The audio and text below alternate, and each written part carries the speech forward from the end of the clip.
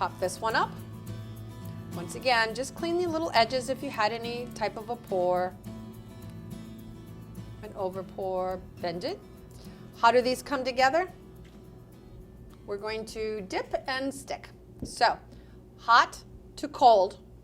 So we need to go both of them. They both need to be warm, a little bit of the sugar, and then bring them together down on your work mat and just stick them together.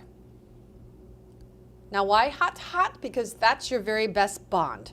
If you dip one and put it to the cold, if it's going to crack, that's going to be its cracking point. And it's always best to just go hot to hot. So this, rock it back and forth, and then you can give it its little body underneath there. Now here's the great part. You decide where you want the wings band. See, it still has movement. So I'm going to put mine right about there. And then I'm going to turn it over and I'm going to take that little ugly piece off there. Perfect. All right. So that's all there is to putting our butterflies together. I'm going to set it down so I can catch this one before it fully dries. Once again, pop all of those little pieces off. Give it, this one I can give it a whole lot more movement. See, just move it. All right. Yes, I know butterfly wings are straight, but when they're flying, they're moving, you know, so give it movement. Let's take a look at its partner, pop that little extra piece off, and do the same thing. Stretch it out, move it around. All right. To put it together, once again, hot to hot. So we're going to dip, and we're going to dip, and we're going to bring them together.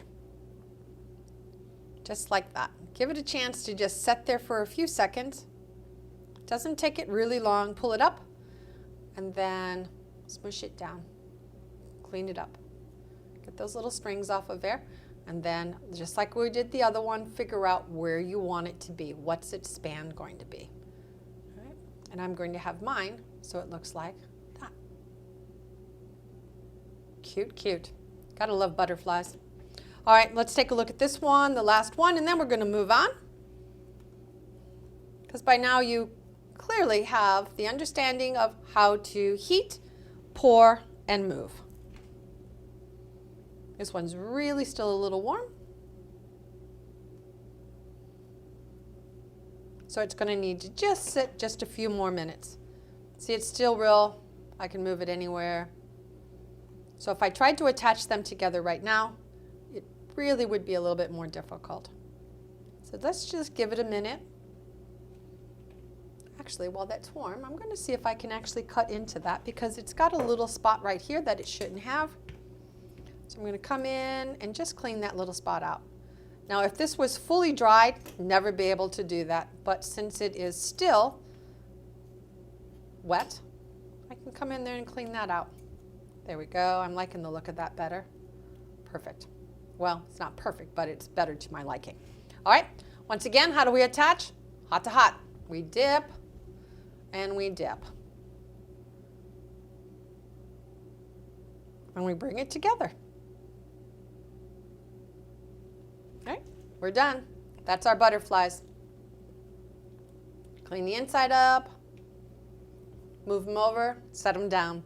So now we're going to get ready to do a little bit of a pull, the curly cues, and then move on to doing a little bit of a blown sugar. All right, so I've once again heated my Isomalt, and I'm going to pour it out onto my work mat.